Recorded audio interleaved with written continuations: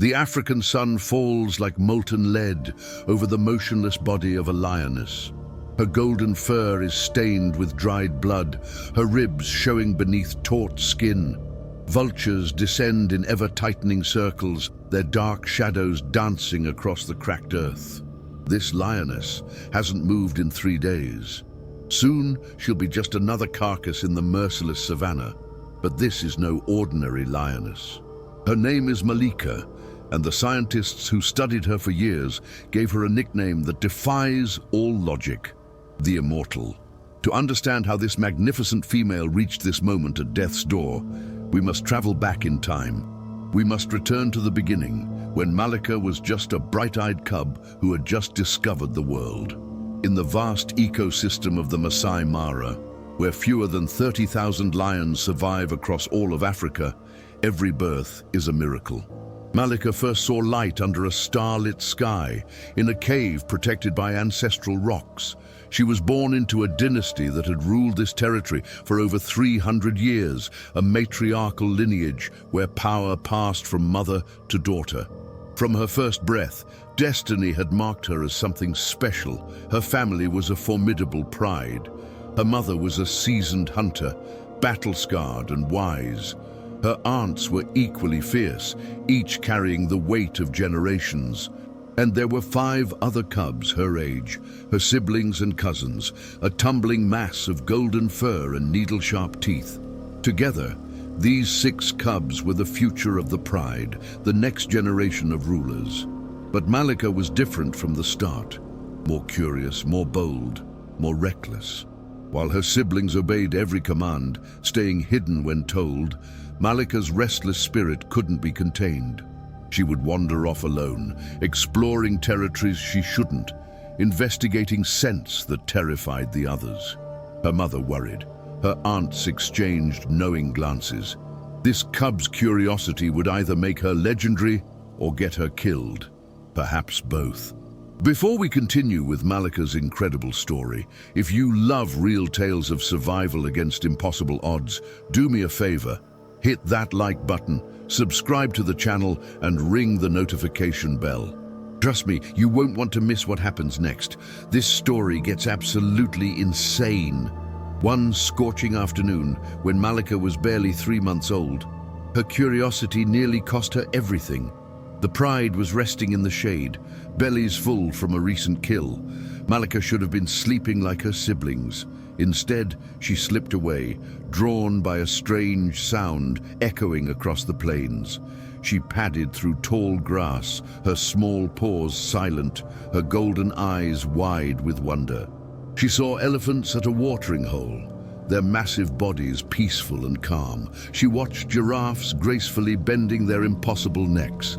She observed impala leaping with effortless beauty. None of these animals frightened her, but then she saw different eyes watching from the shadows. Hyena eyes, cold, calculating, hungry.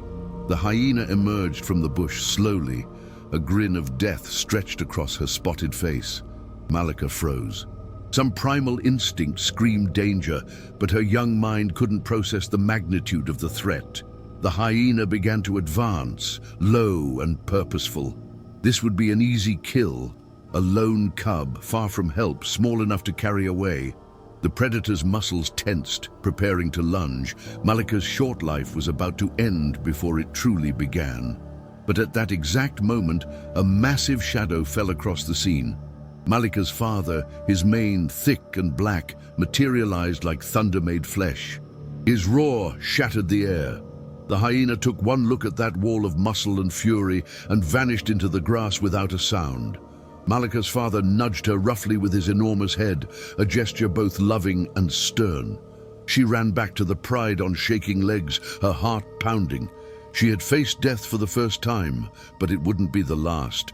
In fact, it was only the beginning of a legend that would defy nature itself. Life returned to normal for the 6 cubs. They played, they fought, they learned the ancient rhythms of the pride. Malika and her siblings tumbled through the grass like golden clouds, their laughter echoing across the savannah. Their mothers watched with pride. Their fathers patrolled the borders with steady confidence. These were good times. But in the kingdom of lions, good times are always temporary. The shadow of violence is never far away. Malika's father and uncle had ruled this territory for nearly 5 years, an impressive reign by lion standards. But time is the one enemy no lion can defeat. Both males were aging, their muscles not as quick, their reflexes slightly dulled. Every day brought new aches, new scars that healed slower, and every predator in Africa can smell weakness. It was only a matter of time before challengers arrived. The law of the pride is brutal and absolute. When new males conquer a territory, they execute every cub that isn't theirs. It's not cruelty, it's biology. They need the females to come into heat immediately, to breed their own offspring, to pass on their genes before age claims them too. The cubs are simply obstacles to genetic success. They must die. Every lion knows this law. Every mother fears it. One afternoon, the entire pride departed for a major hunt. Buffalo had been spotted near the river, and every adult was needed for such dangerous prey. The 6 cubs were left behind, hidden in a dense thicket of acacia thorns. The instructions were crystal clear. Stay hidden, stay silent, stay together. Do not move until we return. 5 of the cubs obeyed perfectly, huddling together in the shadows, their eyes wide but their bodies still. Malika, however, grew restless. The wait felt endless. Her siblings' breathing annoyed her. The confined space felt suffocating. Against every instinct of self-preservation, against every command she'd received, Malika did what she always did. She wandered off alone, seeking adventure in a world that offered only death to the careless. Her siblings watched her go, too afraid to follow, too young to understand they were watching her for the last time. She hadn't been gone long when she heard the sounds, terrible sounds, the high-pitched squeals of her siblings, cut short one by one. The cackling laughter of hyenas, that horrifying chorus that haunts the African night. Malika crept back through the grass, drawn by the sounds despite her terror. What she saw from a safe distance would brand itself into her memory forever. 6 hyenas surrounded the thicket. Her siblings had been dragged out, their small bodies broken. The hyenas fed with savage efficiency, their muzzles red, their eyes gleaming with predatory satisfaction. Malika watched from behind a termite mound as her brother, the one she'd slept beside every night, took his last shuddering breath. She watched as her sister, the smallest and gentlest of them all, disappeared piece by piece. She was paralyzed, unable to move, unable to look away. When the pride's adults finally returned, they arrived to devastation. The hyenas scattered immediately at the sight of full-grown lions, but the damage was complete. 5 cubs lay dead in the bloodied grass. Only one was missing. Malika's mother searched frantically, calling out with desperate roars. When Malika finally emerged from her hiding spot, trembling and silent, her mother collapsed beside her, licking her face over and over, unable to believe her youngest had survived. For a full month the pride mourned. They barely ate, they barely moved. The mothers would return to the killing site, sniffing the ground where their babies had died, lying in that spot for hours. Malika's father and uncle roared their grief into the night, but roars couldn't bring the dead back. The future generation of this ancient dynasty had been erased in minutes. All except one disobedient cub who couldn't follow simple instructions. Malika was now completely alone, no siblings to play with, no cousins to learn alongside. The entire weight of 3 centuries of pride history now rested on her small shoulders. She was the only heir, the last hope, and she would need to become something no lioness had ever been before, because the worst was yet to come. The weeks following the massacre changed Malika in ways visible and invisible. Where once she had been playful and carefree, now she moved with purpose. Where once she had explored for fun, now she studied everything with calculating eyes. Her mother and aunts watched this transformation with mixed emotions, grief for the child she'd lost, hope for the warrior she was becoming. Malika understood something profound now. Survival wasn't guaranteed. It was earned with blood and vigilance. Her training began in earnest. Every hunt became a lesson. Her mother would position Malika downwind of prey, teaching her to read the direction of danger by scent alone. Her aunts demonstrated the killing bite, how to crush a windpipe in seconds, how to avoid thrashing hooves and desperate horns. Malika absorbed it all with fierce concentration. She had no siblings to compete with, which meant she received undivided attention from the pride's best hunters. But learning to hunt revealed harsh truths about her world. She watched her mother stalk for 3 hours, moving with agonizing slowness through the grass, only to have a zebra spot her at the last second. She saw her aunt successfully bring down a wildebeest after an exhausting chase, only to have the pride's males arrive within minutes, shoving the females aside to eat first. The females, who risked everything in the hunt, waited at the periphery like beggars, getting only leftovers. This injustice burned in Malika's young mind. She watched her mother limp away from a kill with barely enough food to sustain herself, while the males gorged until their bellies dragged the ground.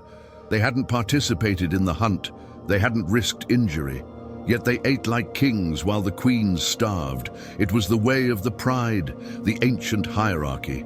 But Malika filed this lesson away carefully. Strength alone didn't determine who ate first. Position did. Power did.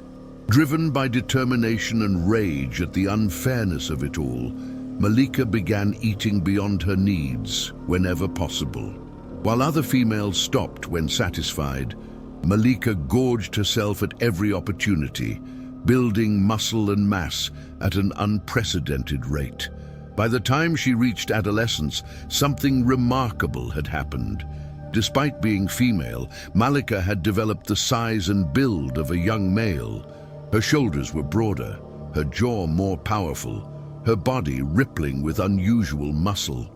Malika's transformation is just beginning, and what happens next will shock you. If you're amazed by her story so far, drop a comment telling me which part has been most incredible. And hit that share button. Your friends need to hear about the Lioness scientists called IMMORTAL. Researchers who observed the pride during this period noted Malika in their logs with increasing fascination. They'd never seen a female develop such impressive physique. Some initially mistook her for a young male from a distance. Her hunting success rate climbed far above average for lions her age. She was becoming something exceptional, something rare. But exceptional animals attract exceptional danger. 1 year after the massacre, Malika had transformed from traumatized cub to formidable young huntress. But time had also continued its relentless work on her father and uncle. Both males were now visibly elderly by lion standards, their once magnificent bodies showing the cumulative damage of countless battles. They moved slower, they slept more, and every predator in the Masai Mara noticed. For months, a young male lion had been testing the borders of Malika's territory. At first, his incursions were brief and cautious, but as weeks passed, he penetrated deeper, stayed longer, marked more trees with his scent. He was mapping the territory, learning its weaknesses, preparing for conquest. Then one night, a second young male joined him.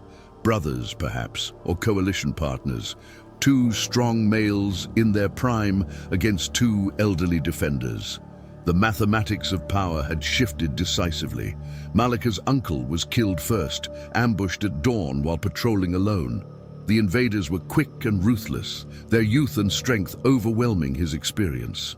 He died defending a territory he'd held for 5 years, his blood soaking into the same soil he'd once conquered. When his body was found, the pride knew their time was ending. The old order was collapsing, violence was coming. Yet despite the gathering storm, life continued with eerie normalcy. Malika's mother still nuzzled her at night, still groomed her fur with gentle efficiency. The ants still told stories through their movements and sounds, passing down knowledge that predated human memory. They all knew what was coming. They all pretended otherwise. Because sometimes, in the face of inevitable catastrophe, all you can do is treasure the last moments of peace. Then, on a moonless night, thick with humidity and tension, the storm finally broke. Two roars shattered the darkness, not the familiar voices of Malika's father, but new voices, younger and full of lethal intent. The invasion had begun, and Malika, the last surviving heir of a 300-year dynasty, was the primary target. The roars came from two directions simultaneously, a coordinated assault that spoke of planning and intelligence. The pride erupted into chaos.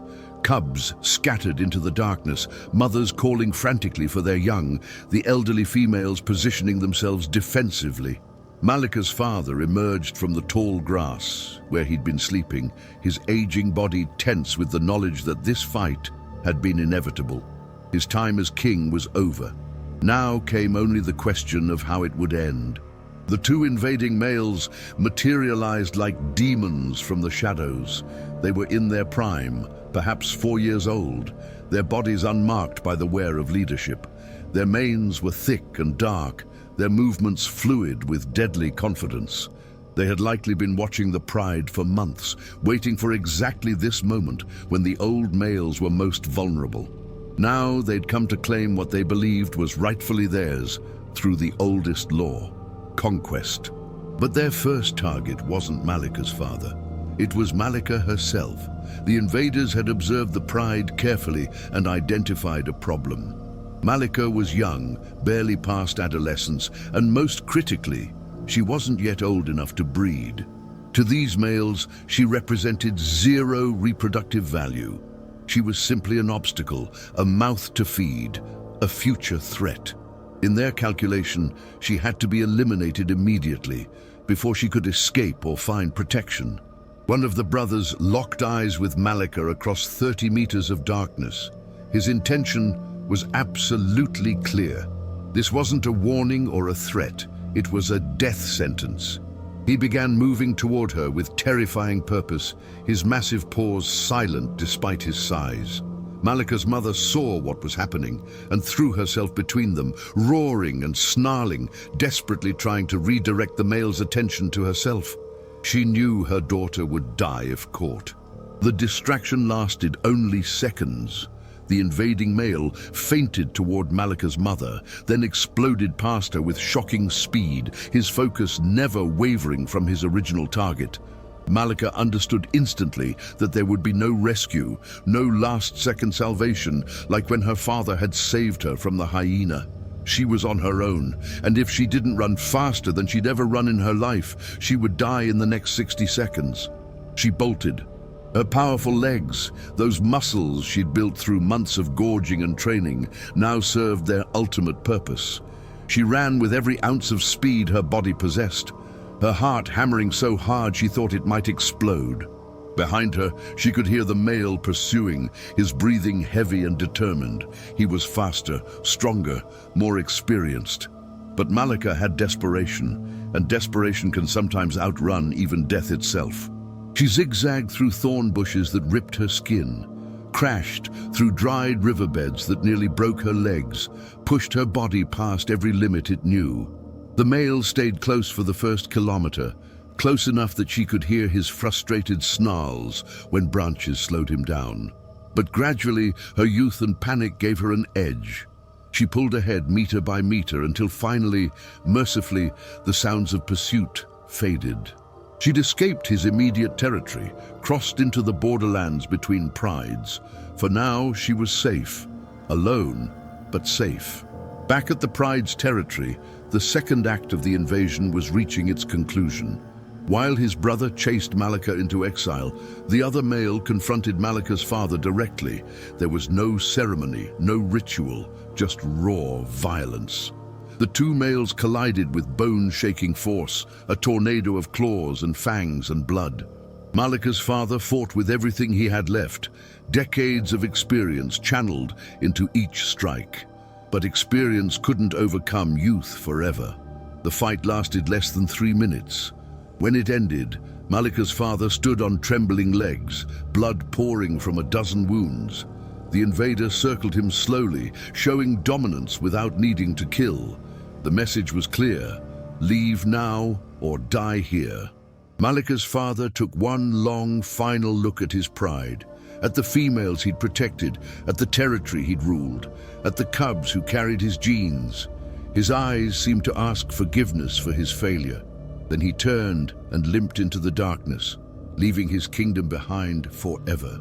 Malika's mother and aunts had no choice but to accept the new males. Resistance meant death. The invaders had won through strength, and strength determined everything in this brutal world. Meanwhile, somewhere in the no-man's land between territories, Malika lay hidden in a ravine, her body shaking with exhaustion and terror. She was utterly alone for the first time in her life. No pride, no protection, no future. For a lioness, this was a death sentence, just slower and more agonizing than the quick death the invaders had planned. The first 3 days of exile nearly killed Malika. She'd never been truly alone before, never had to survive without the support structure of a pride. Hunger gnawed at her belly like a living thing. She attempted to hunt twice, stalking impala with techniques her mother had taught her, but solo hunting is exponentially harder than hunting with a coordinated group. Both times, her prey detected her too early and bounded away effortlessly. She was burning energy she couldn't afford to lose. Thirst was worse than hunger. The dry season had begun, and most water sources were controlled by established prides or dangerous hippopods. Malika had to time her drinking for the brief windows when predators weren't present, sneaking to the water's edge like a criminal, lapping frantically before fleeing.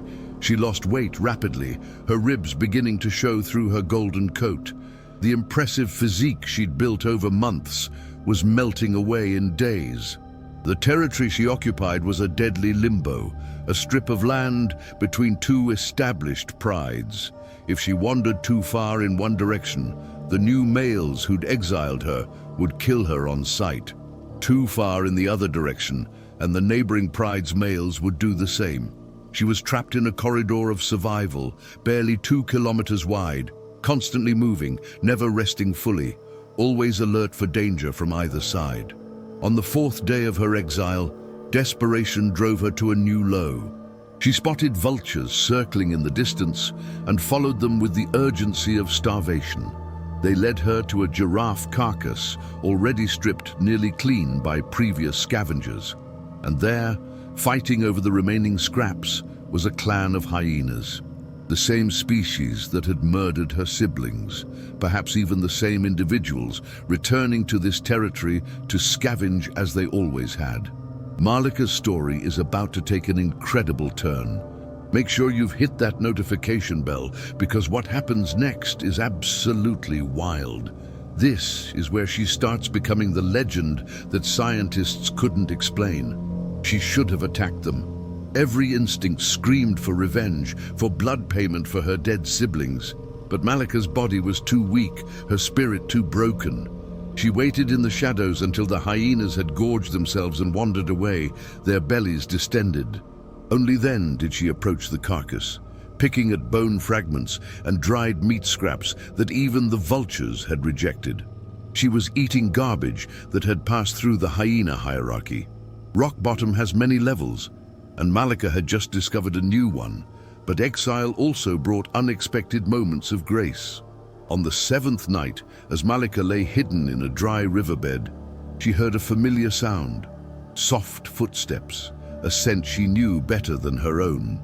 Her mother had slipped away from the pride under cover of darkness, risking everything to find her daughter. They had only minutes together before discovery became likely. Her mother groomed Malika's filthy coat, licked her wounds, shared warmth in the cold night. No words, just the ancient language of love that transcends species. This became a pattern. Every few nights, when the new males were distracted with patrols or mating, Malika's mother would steal away. Sometimes her aunts came too, bringing not just affection, but crucial information. They showed her where small prey gathered at dawn. They demonstrated which water sources were safest. They were teaching her to survive alone, even as it broke their hearts to do so. Malika was learning an education no lioness should need, how to be a pride of one. Then came the night that changed everything. Malika was watching her family from a distance, hidden in tall grass, when she noticed something. The new males had a pattern. Every night around midnight, they would leave to patrol the territory's borders together, their egos too large to believe anything could threaten them. For approximately 1 hour, the pride was unguarded.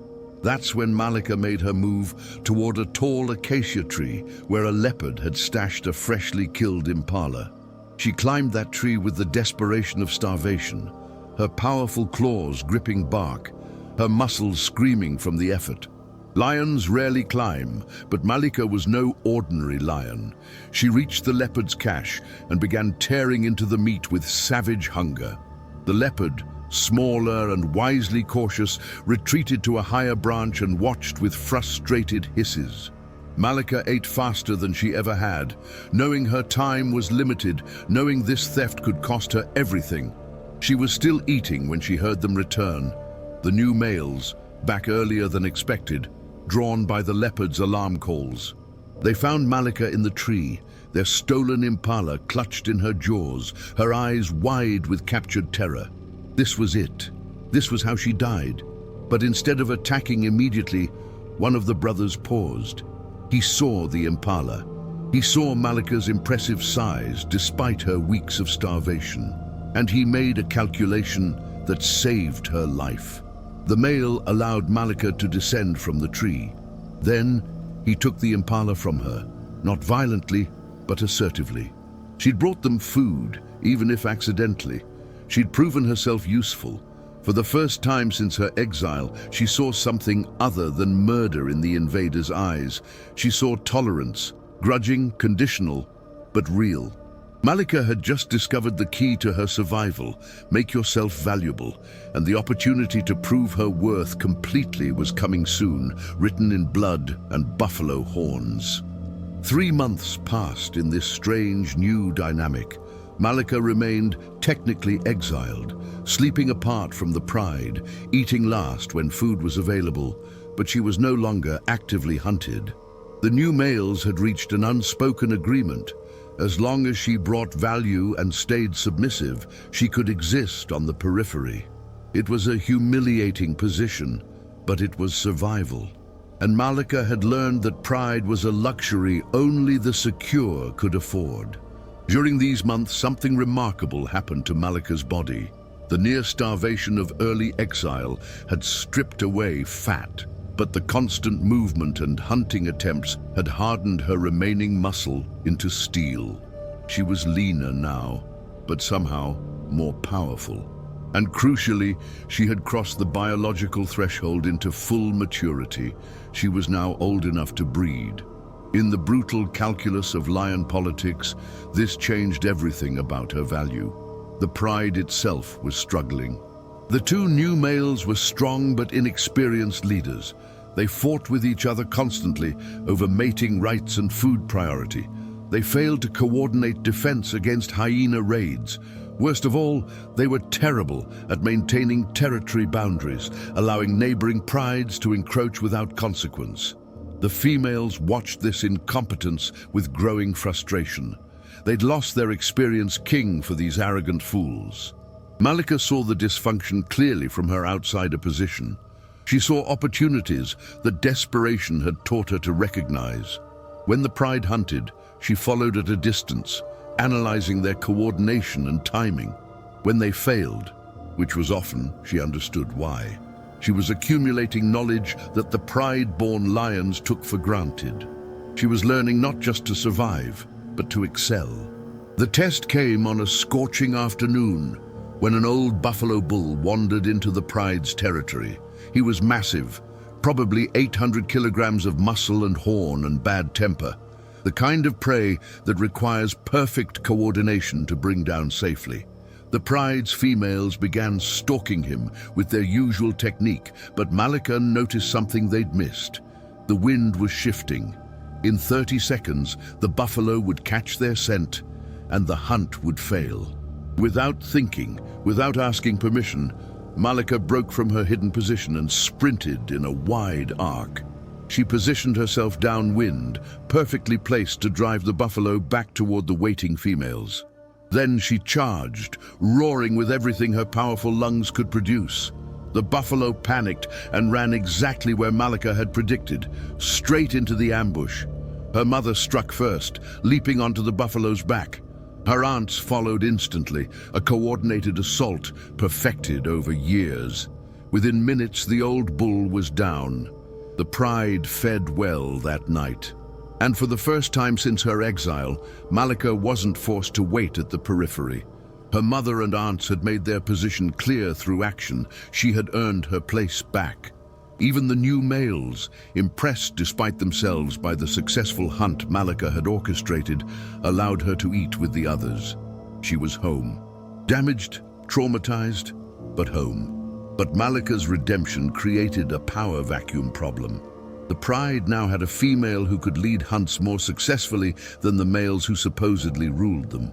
The two brothers sensed this shift and didn't like it. Tension built over the following weeks. Then nature resolved the problem in its own brutal way. A massive male appeared on the territory's border, a true king, traveling alone but carrying himself with absolute authority. The confrontation was shockingly brief. When the intruder roared his challenge, one of the two brothers fled immediately without fighting. He simply ran, his cowardice exposed for the entire pride to see. The second brother tried to defend their territory, but the fight was never close. The intruder was bigger, smarter, and far more experienced. Within minutes, both brothers were fleeing into exile. Their short reign ended in humiliation. A new king had arrived. This new male was everything the brothers hadn't been. Calm, confident, strategic. He marked the territory with systematic precision. He treated the females with respect rather than aggression. Within days, it was clear that this male was special, a once-in-a-generation lion who commanded through presence rather than violence. And when he chose which female to mate with first, demonstrating which lioness he considered most valuable to the pride, he chose Malika. The months that followed were the happiest of Malika's life. She was accepted, respected, and protected by a male worthy of the title king. Her belly began to swell with cubs, the future generation of her ancient bloodline, the continuation of 3 centuries of dynasty. The researchers observing her noted that Malika seemed to have defied every odd against her. Some even began calling her lucky, but they were about to learn that luck had nothing to do with what was coming. Because Malika was about to make the worst mistake of her life, and this time, there would be no one to save her. Success is dangerous. It breeds confidence, and confidence breeds carelessness. Malika had survived impossible odds, returned from exile, earned her place at the top of the pride hierarchy. She was pregnant with the king's cubs, her status secure, her future seemingly assured. And that security made her forget the most important lesson the savannah teaches. Nature doesn't care about your winning streak. One mistake is all it takes. She was 6 months pregnant when she saw the buffalo. Not a herd, just a single bull, massive and dark against the golden grass. He was grazing alone near the territory's edge, apparently unaware of the lions nearby. Malika had killed buffalo before, had led successful hunts against even larger prey. Her confidence was sky high, her belief in her own abilities unshakable. She made a decision that seemed reasonable in the moment. She would take this bull alone, prove once more that she was the pride's finest hunter. She didn't tell anyone where she was going. The pride was resting in the afternoon heat, scattered across a shaded grove. Her king was sleeping, exhausted from a night of territorial patrols. Her mother and aunts were drowsing nearby. Malika simply stood up and walked away, following the buffalo as he moved slowly across the plain. She was so focused on her target that she missed crucial signs, the way his ears swiveled constantly, the tension in his shoulders, the fact that he was moving steadily in one specific direction, The stalk took 20 minutes. Malika used every technique she'd learned, every trick her mother had taught her. She approached from downwind, moving when he grazed and freezing when he lifted his head. She got within 30 meters, then 20, then 15. Her muscles coiled like springs, her heart rate dropping into the calm focus of a predator at the moment of truth. She prepared to launch the attack that would bring down 800 kilograms of meat and secure her reputation forever. She charged. The buffalo turned to face her, but Malika had expected that. What she hadn't expected was the sound that came next. The thunderous bellow wasn't from her target. It was from behind her. She spun mid-charge and saw what she'd walked into. The single buffalo had been bait, or perhaps just the edge of something much larger. Over 100 buffalo emerged from a hidden depression in the land, a massive herd that had been invisible until this moment. And every single one of them was now looking directly at Malika. Do not skip ahead.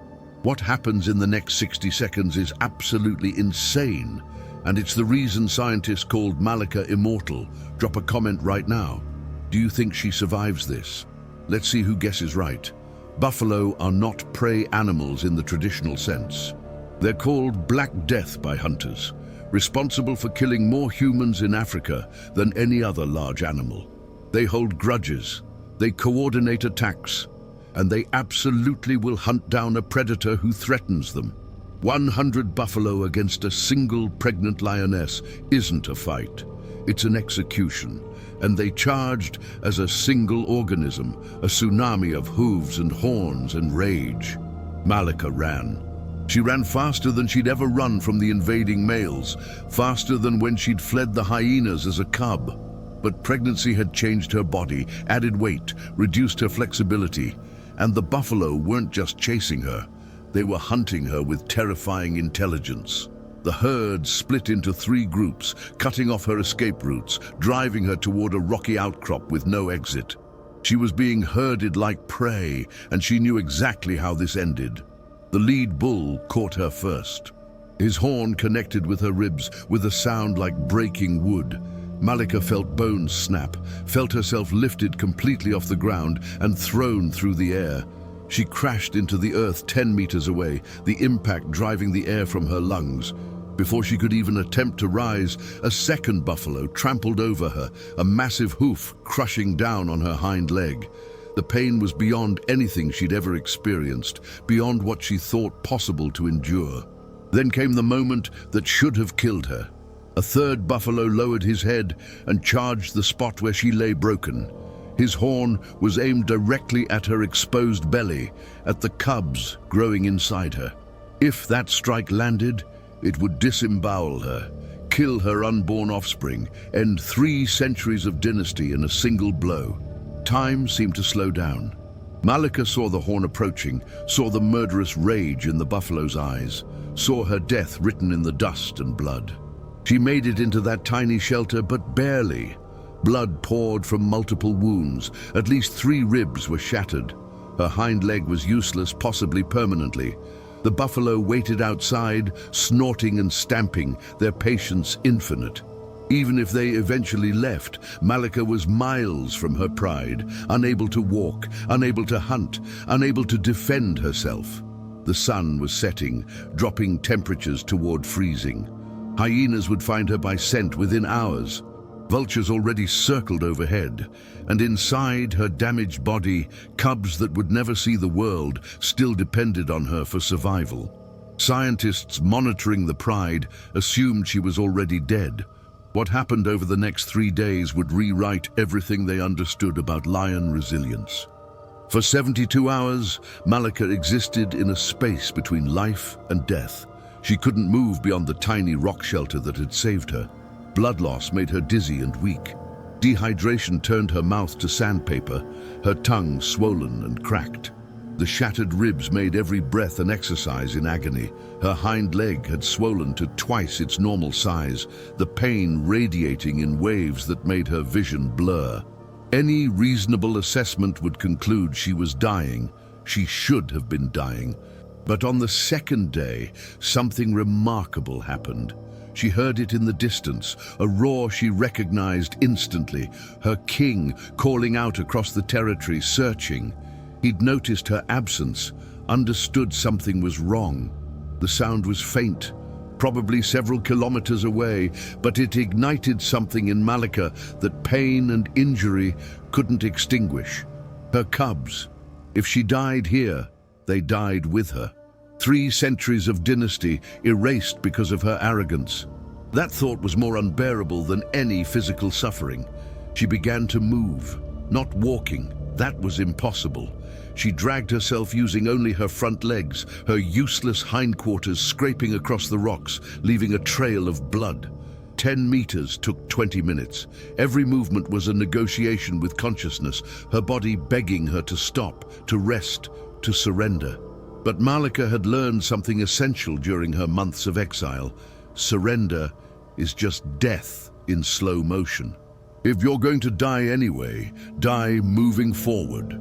By the 3rd day, she'd covered perhaps half a kilometer.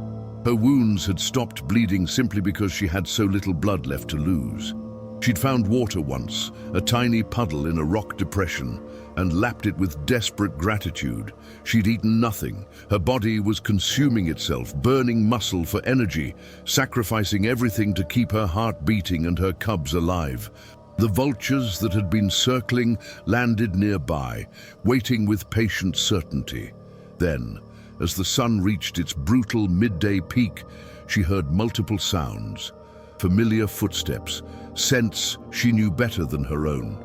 Her mother appeared first, followed by 2 of her aunts, and finally the massive form of her king. They'd been searching for 3 days, following the faint traces of her scent, refusing to accept that she was gone. When they found her, barely alive in that scorched landscape, even these battle-hardened predators seemed shaken by what they saw.